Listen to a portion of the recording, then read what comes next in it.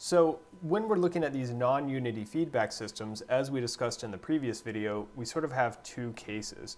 So in this video, we're going to take a closer look at the first case, which is when we have input and output units are the same. And so what that means is we're going to be able to find our steady state error. And in the next video, we're going to come back and consider the second case where we have different input and output units and we find the steady state actuating signal. So in order to find the steady state error, we're going to play some games using our block diagram algebra. So let me go ahead and just copy sort of our general system here. So we said we have some non-unity feedback with block H. So let me actually adjust this a little bit. So let me move this around, put this over here. And what I'm going to do is, let's say we add a couple parallel branches here. And so I'm going to choose these parallel branches very intentionally. So I'm going to choose one parallel branch that is -1, and so I'm going to put that into that same summing junction being subtracted, and then I'm going to have another parallel branch that is just unity feedback, and we're also going to subtract that. And so you can kind of see where I'm going is that ultimately I want to be able to keep this unity feedback branch and get rid of these other two branches here. And so what we can see is I've not actually changed the system because we have these three in parallel, these three branches, because they have the same starting point over here on the right and the same ending point at the summing junction over here on the left.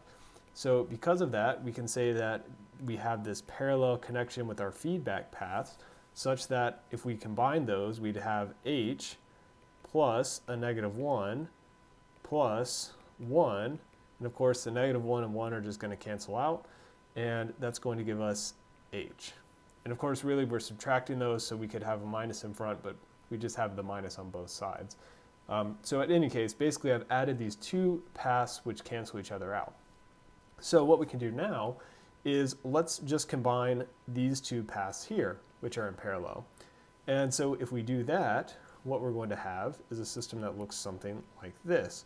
So now we're going to, instead of having an H block there, this is going to be H minus 1 because we've combined those two, and we still have our unity feedback path here. So I've not done anything with that guy. All right, so now what we can do is we can use our parallel form. So we recognize that we have this, or sorry, not parallel form, we have our feedback form with this G and this H minus 1 block. So let's go ahead and combine that.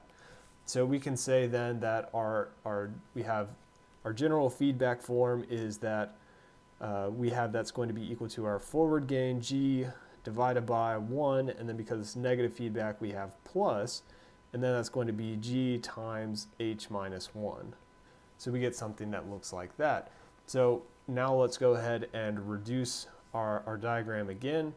So again, I'm just going to copy this to make it a little bit easier, and now I can get rid of this because that's going to be unity.